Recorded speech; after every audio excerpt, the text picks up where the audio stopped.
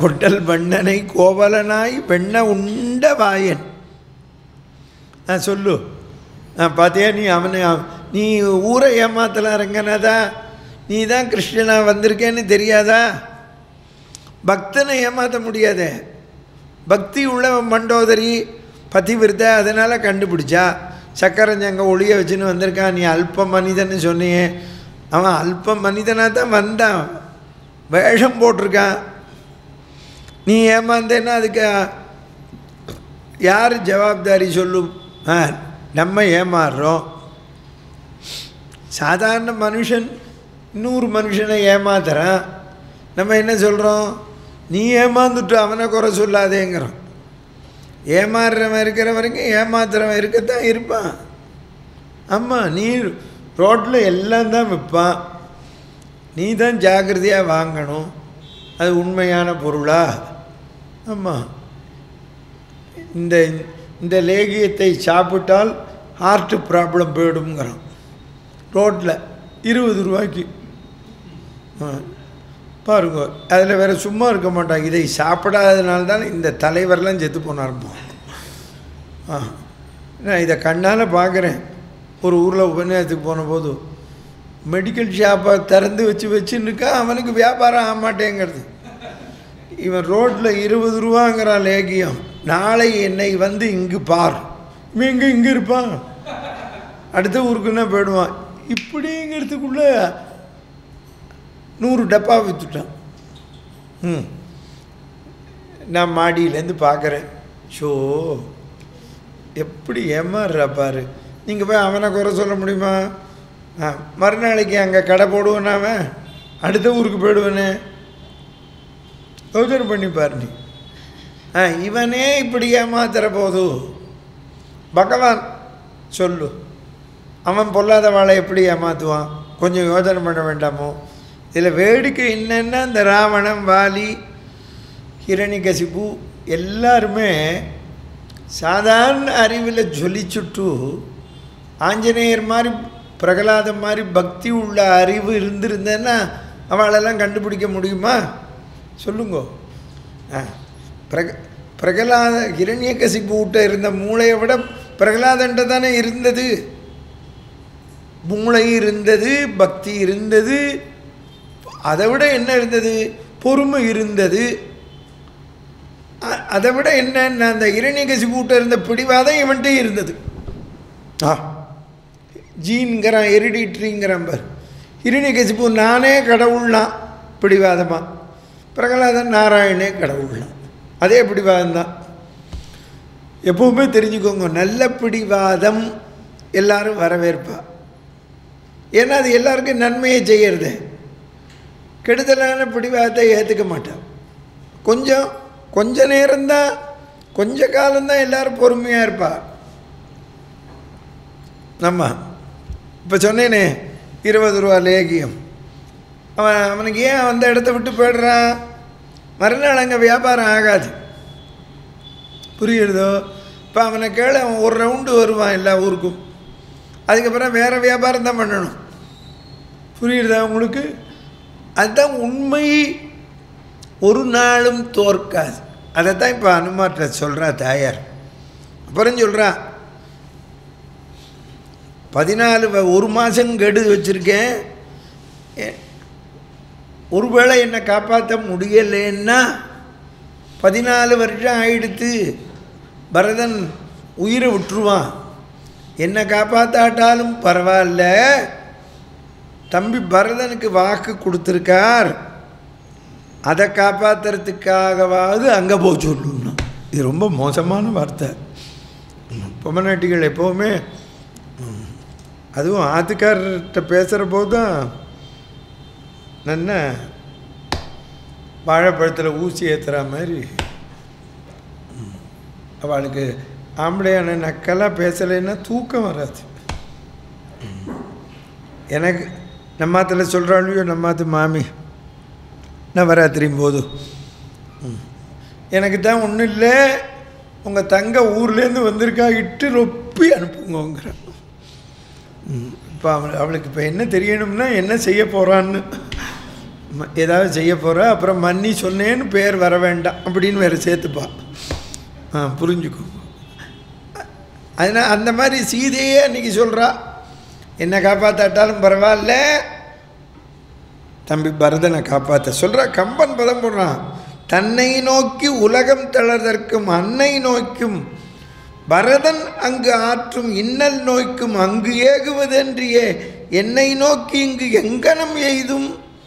என்னை நோக்கி வருவேனா, 14 வருஷம் ஆகிடுது, தாயார் காத்துருப்பா, தம்பி காத்துருப்பான்னு அங்கே தான் போவார். அனுமார் கேட்டு சிரிக்கிறார். ஓ, எல்லா பொம்மநாட்டி மாதிரியும் தான் தாயாரும் பேசுகிறா. அவர் நிஜமானமே சிரிப்பார், ஏன்னா அவர் பிரம்மச்சாரியோ இல்லையோ. அப்போ தான் தாயார் பேசி முடித்த உடனே ஒரே வார்த்தை சொல்கிறேன்னார். என்னன்னா, உங்களை இந்த 1 மாதத்துக்குள்ளே வந்து காப்பாற்றலேன்னு சொன்னால் காது கொடுத்து கேளுங்கோ. தாயாரை சொல்கிறார், 1 மாதத்தில் காப்பாற்றலேன்னா குறாவரும் குழலி கூப்பிடுறார். ஆமாம்,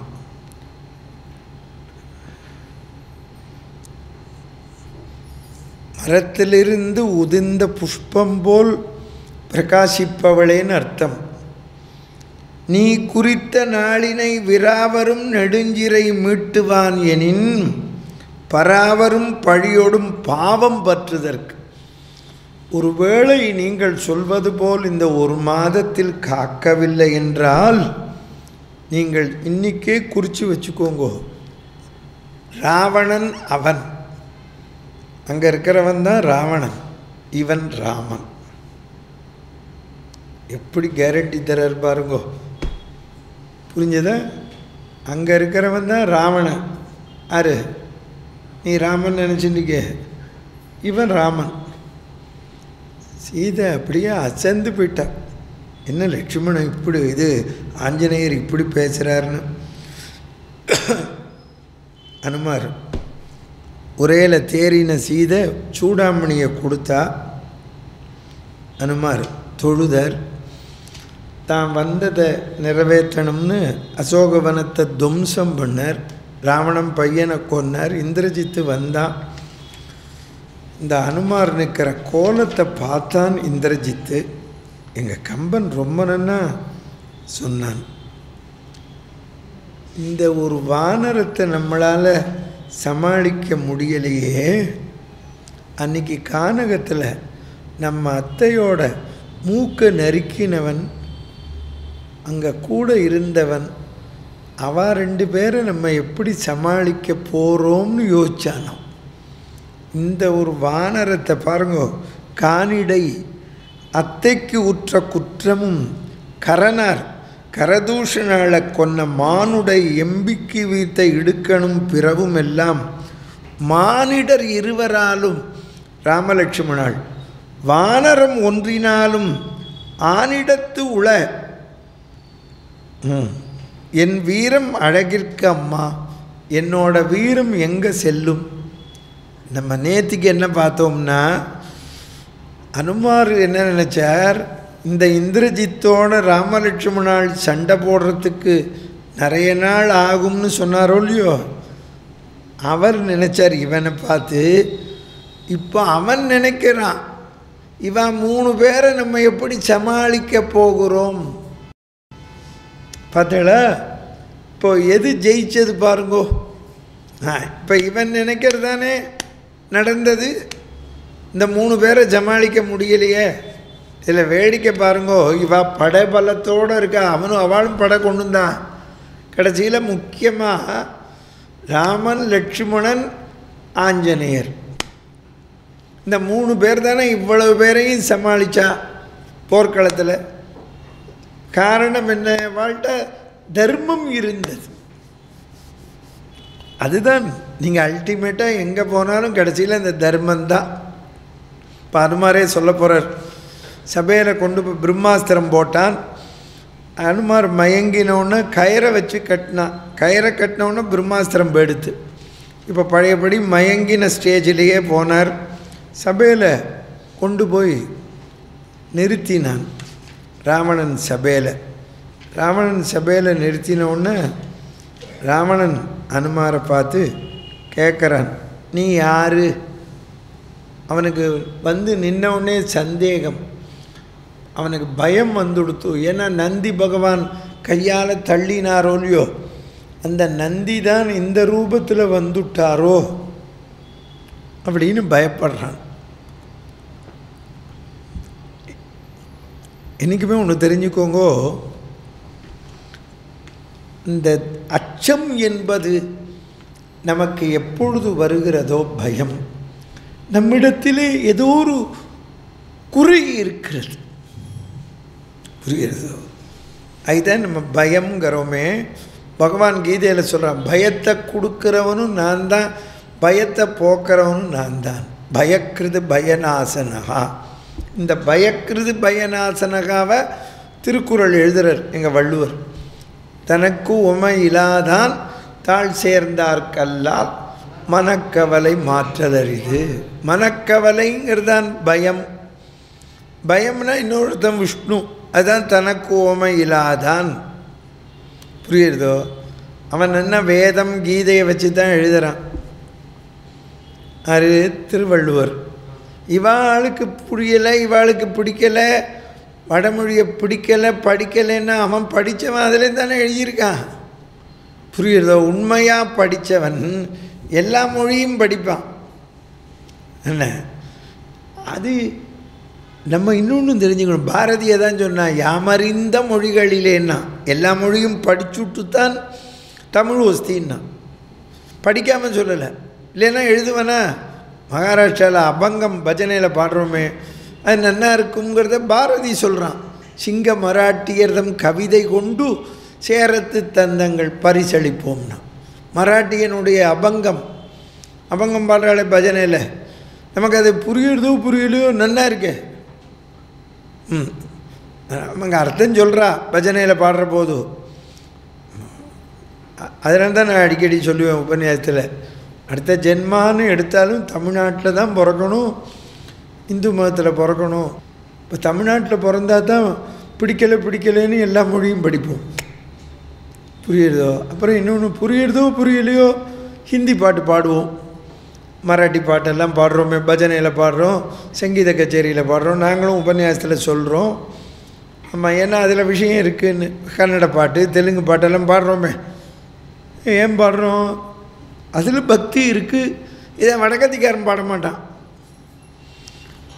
ஆமாம், உங்களுக்கெல்லாம் பாக்கி ஊரில் இருந்தவாளுக்கு தெரியுமோ தெரியாது, எங்கள் திருச்சியில் அப்போல்லாம் நாங்கள்லாம் சின்ன வயசில் 7 வயசு 10 வயசாக இருக்கிற போதும் எங்களுக்கு மேலே பெரியவா இருப்பாளே, 15 வயசு 20 வயசு, எங்களை விட பெரியவா, அவள்லாம் சினிமா போனால் ஹிந்தி சினிமாவுக்கு தான் போவாள். ஆமாம், திருச்சியில் அது ஒரு தேட்டர் உண்டு ஹிந்தி படம் போடுறதுக்குன்னு. இங்கே திருச்சிக்கார இருக்கேளா?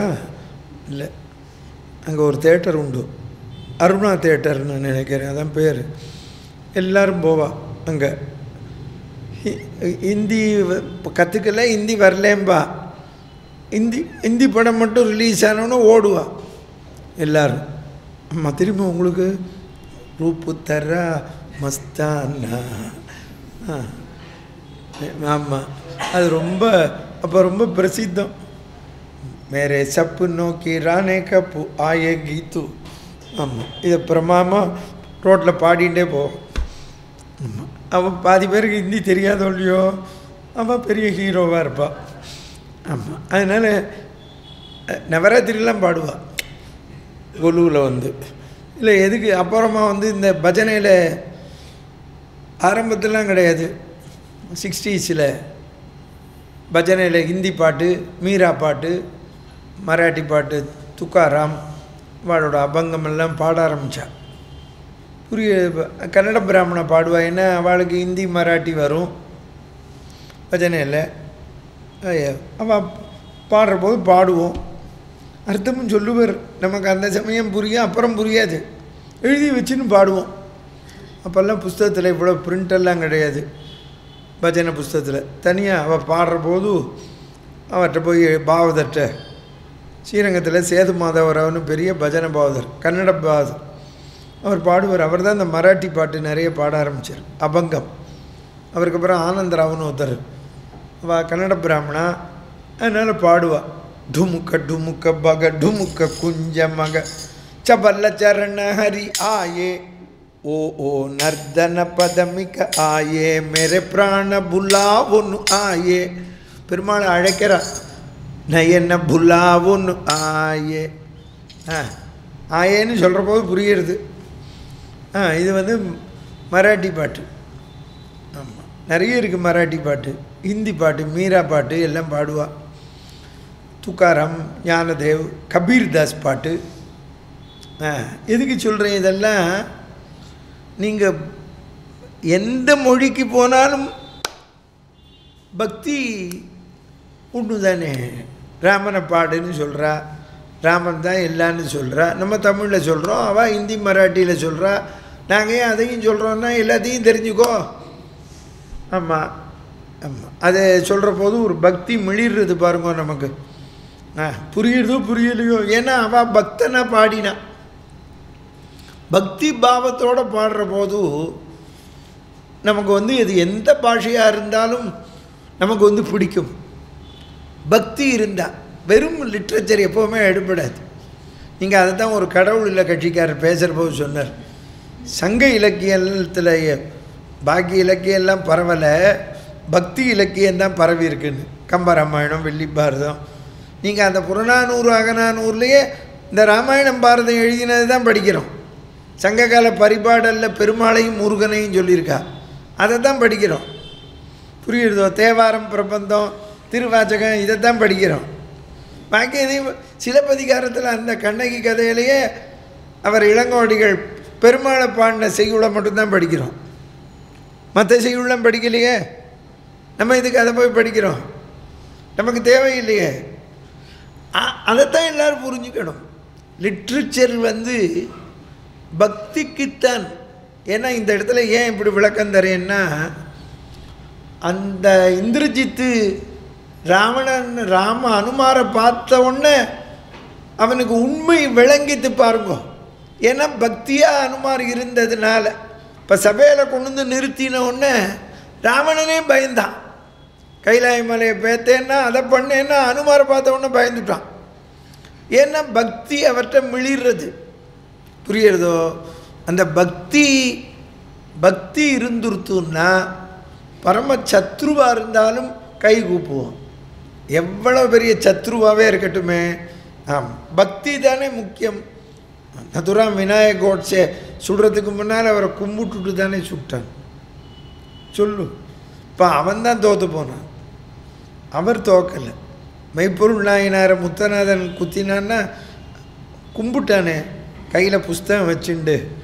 அவன் என்ன அழகாக போய் பேசினான்னா, சிவா ஆகமம் சொல்கிற புஸ்தகம் கொண்டு வந்திருக்கேன், உனக்கு உபதேசம் பண்ண போகிறேன், நீ இது நாள் வரை கேட்காத. அவன் காவி வஸ்திரம் கட்டிக்கிண்டு விபூதி இட்டுண்டு. சேக்கிழார் சொன்னார், அவனுக்கு விபூதி கூட இட்டுக்க தெரியலையா. ஏன்னா பக்தி இல்லையோ இல்லையோ.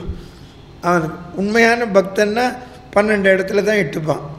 திருமண் காப்போ திருநீரோ அதுக்கு மேலே இட்டுக்க மாட்டான். இவன் என்ன பண்ணான்னா உடம்பு பூரா பூசின்றானா, செவத்துக்கு பெயிண்ட் அடித்தா மாதிரி. சேக்கிழார் சொல்கிறார், மெய்யெல்லாம் நீர் பூசி வேணிகள் முடித்து கட்டி. பாருங்க, அவனுக்கு குடுமையெல்லாம் வச்சுட்டானான் பிரமாதமாக, சிக்கையெல்லாம் வச்சுண்டு. புஸ்தகத்தை அவர் வந்து கத்தி வச்சுன்னு வந்தான்னு எழுதலை, கையினில் படை கறந்த புத்தக கவளி ஏந்தி. கவளினும் பெரிய புஸ்தகம், கத்தியை வச்சுருக்கானோ நடுவில்.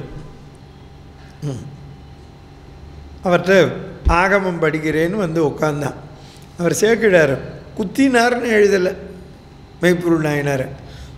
தான் முன் நினைந்த பரிசே செய்ய, தான் நினச்சின்னு வந்த காரியத்தை பண்ணினான்.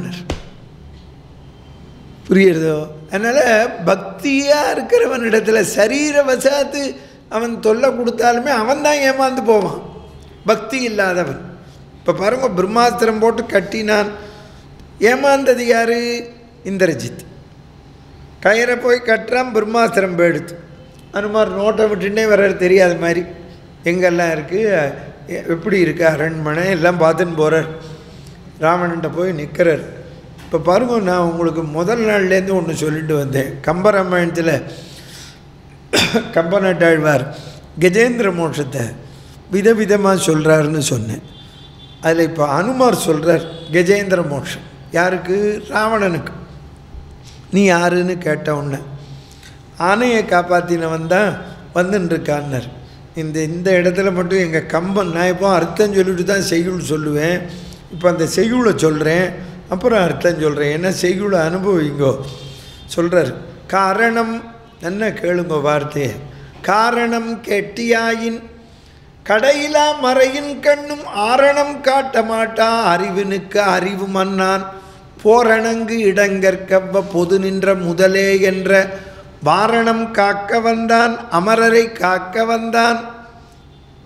நம்ம இந்த பூமியில் பிறந்ததுக்கே ஒரு காரணம் உண்டு. காரணம்னா அர்த்தம் தெரிஞ்சுக்கோங்க. கானாலே பிரம்மா. நம்மளை படைச்சது பிரம்மா தான். நம்மளை ஏதோ ஒரு காரணத்துக்காக படைக்கிறான். புரியுறதோ? நமக்கு எல்லாம் எழுதி வச்சிருக்கான். காசுன்னு காரணம். ரணம்னா உங்களுக்கு தெரியும், நம்ம தலையில் பிரம்மா எழுதின ரணம். அது ஏதோ ஒரு ரூபத்தில் வருது. கஷ்டம். புரியுறதோ? ஒன்று நமக்கு உடம்புலையே வியாதி வரும், இல்லை தெருவில் போகிற போது சைக்கிளில் விழுந்துருவோம், இல்லை ஸ்கூட்டரில் அடிச்சிருவோம், ட்ரெயினில் ஏதோ ஒரு விபத்து வருது, இல்லை ஒரு மிருகம் நாய் கடிச்சுடுறது, ஏதோ ஒன்று பண்ணுறது, நமக்கு ஏதோ ஒரு தொல்லை ரணம். நான் இதான் உபநேசத்தில் சொல்லுவேன். நமக்கு பகவான் 3 கொடுத்துருக்கான். ரணம் அதான் ருணம், கஷ்டம், பணமும் கொடுத்துருக்கான். புரியுதோ? நம்ம ஹெல்த் இன்சூரன்ஸில் போட்டிருக்கோமே, ரணம் பணம், அப்புறம் குணம். குணமும் பண்ணுறான். அதனால் நீங்கள் அதெல்லாம் இல்லைன்னு சொல்லிட்டாங்க. எல்லா வசதியும் இருக்குது இந்த காலத்தில். ஆமாம், நமக்கு எல்லாம் பண்ணுறான். நீங்கள் ஆஸ்பத்திரியில் போய் பாருங்கோ, என்னெல்லாமோ வியாதி வந்து உட்கார்றா. இப்படிங்கிற போது பண்ணிவிடுறான். முந்தியெல்லாம் பிரமாமாக சொல்லுவா, கண் ஆப்ரேஷன்னாலே பயப்படுவா. இப்போ இன்னும் காத்தால 9 மணிக்கு போனால் 10 மணிக்கு வந்துட்டாங்கிறான். ஆப்ரேஷன் முடிஞ்சு. இப்போ நான் சொன்னேன், எனக்கு பைபாஸ் சர்ஜரி 6 hours, 4:30 ஆரம்பித்தா 10:30 முடித்தாச்சு. திங்கக்கிழமை பண்ணால் செவ்வாய் புதன் வியாழன் வெள்ளி சனி வச்சுண்டா அவளுக்கே தெரிஞ்சது சரியாயிடுதுன்னு. உங்களை நாளைக்கே டிஸ்சார்ஜ் பண்ணுறோன்னா ரொம்ப சந்தோஷம். நீங்கள் 1 மாதம் கழிச்சு செக்கப்புக்கு உங்கள் சௌரியம் 35 நாள் கழித்து வாங்கோ அப்படின்னா. அடிக்கடி டாக்டரை பார்க்க வரக்கூடாது அப்படின்னு அவரே சொல்கிறார். நாங்கள் இந்த மாத்திரையெல்லாம் தரோம், ஒழுங்காக சாப்பிடுங்கோ, ஒழுங்காக டயட்டில் இருங்கோ, எல்லாம் தானே சரியாயிடும். சரின்னு திருப்பி எனக்கு திருவள்ளுவர் பெருமாள் மண்டபப்படி உண்டு எங்கள் பஜனை மடத்தில், அதுக்கு போகணும் ஆசை. 90 நாள் அதுக்குள்ளே ஆலை இருந்தாலும் மனசை அடிச்சுக்கிறது அங்கே போகணும்னு. நான் உடனே ஆத்துக்காரியை கூப்பிட்டேன், நம்ம மார்ச்லேயே செக்கப்புக்கு போயிடுவோம். ஆமாம் அப்படின்னு போயிட்டேன். மார்ச்சுக்கு செக்கப் பண்ணேன், ஹார்ட் டாக்டர்கிட்ட, சுகர் டாக்டர். ஓகே, என்ன ட்ரெயினில் ட்ராவல் பண்ணலாம். என்றைக்கு போகிறேன்? மார்ச் 18 கோ. உபன்யாசம் இந்த ஸ்ரீராமநவமியிலேருந்து பண்ணலாமா? அவருக்கு தெரில, டாக்டருக்கு ஸ்ரீராமநவமி எப்போன்னு. இந்த மார்ச் கடைசியிலேருந்து. சூப்பர், என்ன பண்ணுங்கோ அப்படின்னு. நீ க்ஷேமமாக இருப்ப, என்ன பண்ணுன்னு சொன்னே அப்படின்னு தெம்பாக இருக்கேன்னு. பார்த்தேடோ, நமக்கு எல்லாம் பகவான் நிஜமாலுமே நீங்கள் சொல்ல நம்ப மாட்டேன். ரணம் அந்த 90 நாள் நான் ராமாயணம் சொல்லாமல் நான் பட்ட பாடு. அதில் இன்னொன்று, இந்த தை அமாவாசைக்கு புரந்தரதாசரை ஆராதனை பண்ணுவேன். எங்கள் பஜனை மடத்துக்கு பக்கத்தில் அனுமார் கோயில் இருக்குது, கன்னட பிராமணாவை வச்சு. இந்த வருஷம் மனச்சனும் போக முடியாதேன்னு வருத்தப்பட்டுண்டே உட்காண்டிருந்தேன். ஐயோ ஆதிகாரிட்ட புலம்பினேன், புரந்தரதாசர் ஆராதனை பண்ண முடியடி அப்படின்னு அழுதேன். திடீர்னு பொங்கல் அன்னைக்கு தோணித்து, இந்த சாலி கிராமத்தில் எப்படி வா, சாலி கிராமத்தில்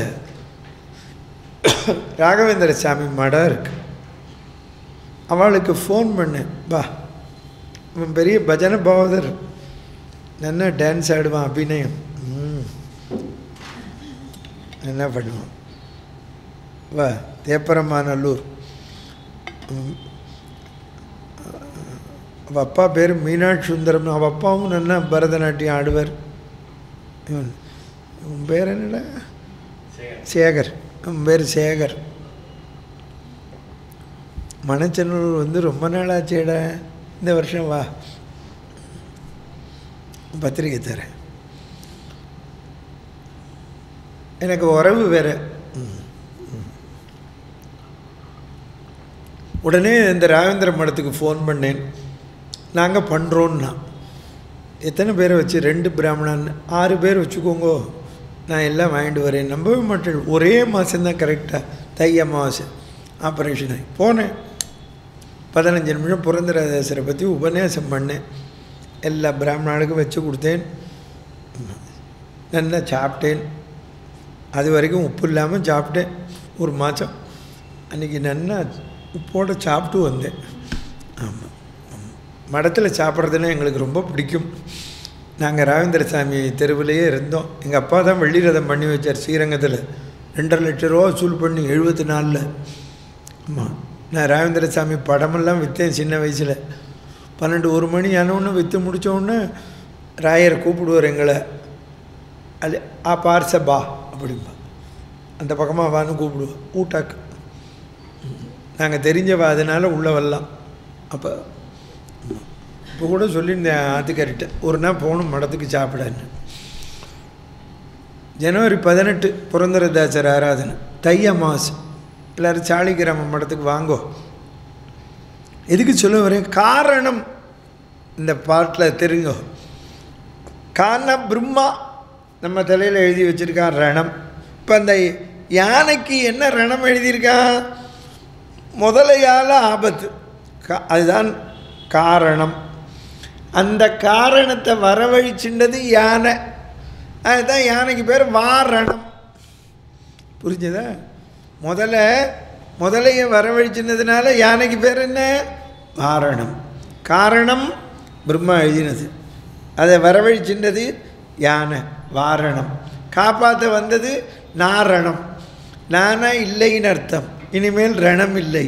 இப்போ அனுமார் சொல்கிறார், நீதான் காரணம், 10 தலை முதல்ல, சீதை தான் வானரம், வாரணம், வந்துட்டுருக்கிற ராமன் தான் நாரணம், தெரிஞ்சுக்கோன்னர். காரணம் கெட்டியாயின் கடையிலாம் அறையின் கண்ணும். கம்பன் எழுதுகிறான் பாருங்க, கஜேந்திர மோட்சத்தை எப்படி சொல்கிறான் பார். ஆஞ்சநேயர் சொல்கிறார் ராவணன்ட்ட, நீ 10 தலை முதல்ல. தாசர்வாள் பாடுறார், கரிராஜ வரதனே கந்தர்ப்ப பிதனே புரந்தர விட்டலனே சத்குண சார்வபௌமா தயமாடோ தயமாடோ. அவரை கேட்டார் ஒரு பாட்டில், ஆனை கூப்பிட்டோன்னு போய் நின்னையே, அந்த கஜராஜன் உனக்கு எவ்வளவு தங்கம் லஞ்சம் கொடுத்தான்னு கேட்டார். நானும் தரேன்னர், ஏன்னா அவர் 9 கோடி சம்பாதிச்சிருக்கார். ಆ ಗಜರಾಜು ಬಂಗಾರು ಎಷ್ಟು ಕೊಟ್ಟನೋ ಶ್ರೀಕಾಂತ ಎನ್ಮ್ಯಾಲೆ ಎಳ್ಳಿಷ್ಟು ದಯವಿಲ್ಲ ಯಾಕೆ ನಿರ್ದಯನಾದಿಯೋ. இவர் அவன் லஞ்சம் கொடுத்தான்னு தியாகபுரமம் பாவம், கையில் பணம் கிடையாது, வந்த பணத்தையும் வேண்டான்ட்டார். அவர் கேட்குற விதம் வேறு மாதிரி இருந்தது. யானை கூப்பிட்டோன்னு போய் ரட்சிச்சியாமே, அந்த கதை கேள்விப்பட்டேன்னர். அப்படின்னா என்ன அர்த்தம்? என்னையும் காப்பாற்றுன்னு அர்த்தம். எப்படி சொல்கிறார் பாருங்க, வாரண ராஜுனி புரோவனு வேகமே வச்சிதினிவி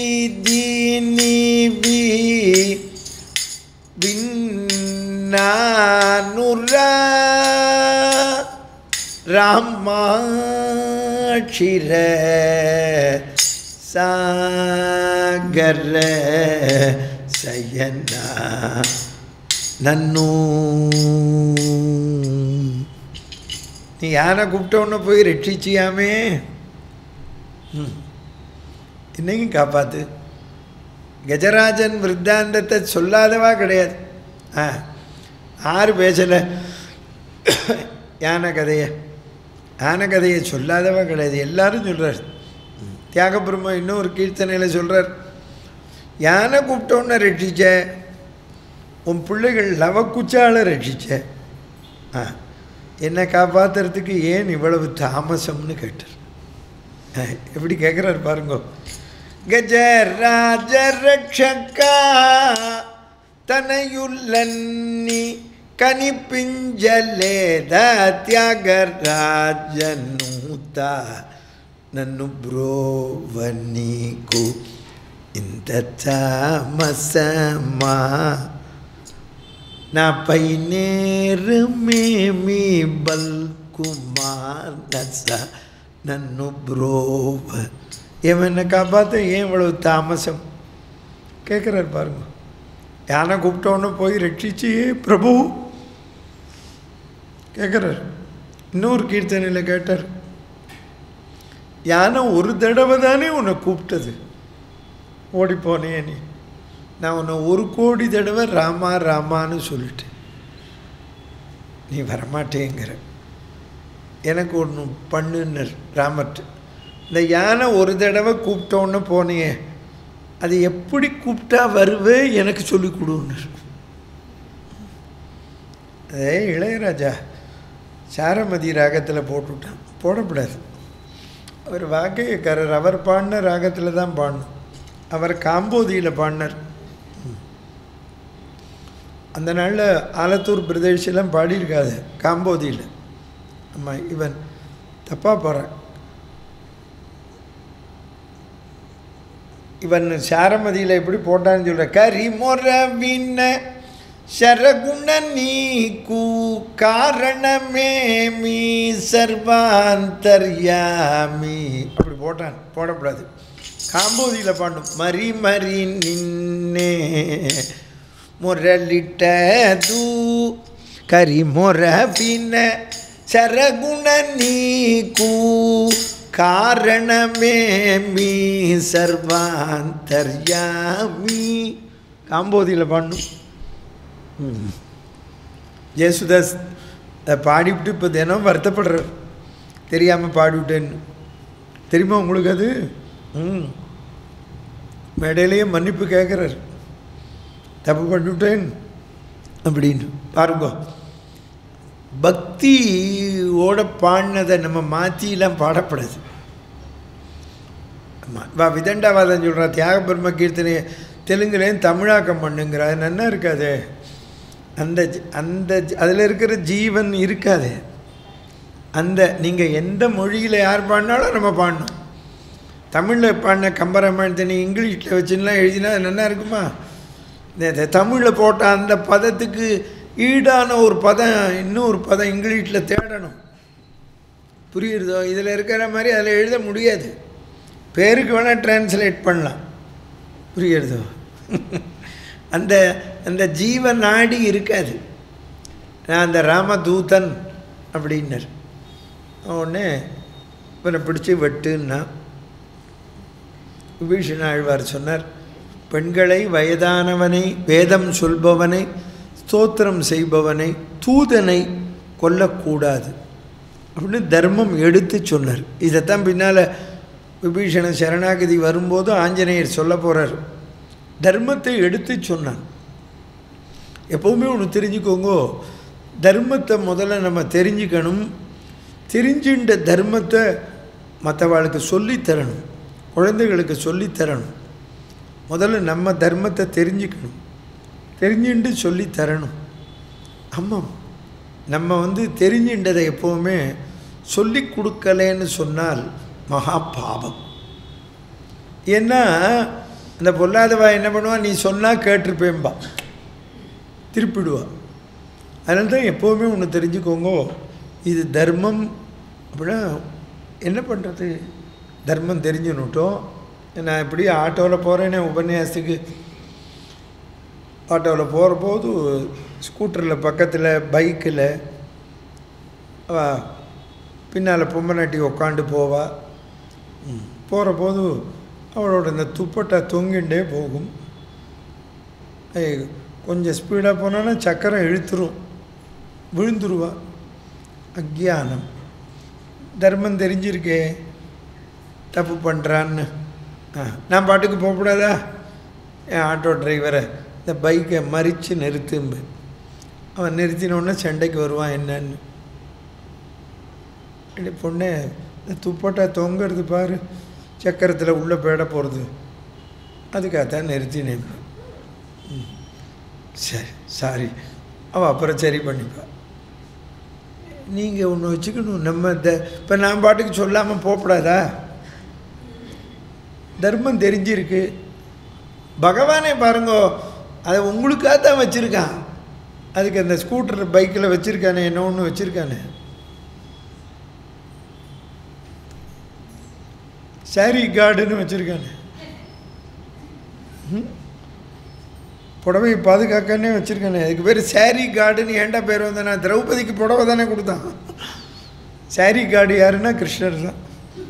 புரிஞ்சுதா உங்களுக்கு? ஆமாம். அதனால் தெரிஞ்சுக்கோங்க. நான் சும்மா இல்லாமல் பைக்கில் போகிறவாள்கிட்ட இந்த கதையும் சொல்லுவேன், சிரிப்பாவா. உடனே ஆட்டோ டிரைவர் சொல்லுவான், சாமி எப்பேற்பட்ட சாமி தெரியுமா, விழுந்து கும்பிட்டுட்டு போ அப்படிமா. ஆமாம். அதனால் எதுக்கு சொல்கிறேன்னா, நம்ம தர்மம் தெரிஞ்சால் சொல்லணும். அக்ஞானம் அது அக்ஞானம் இல்லை.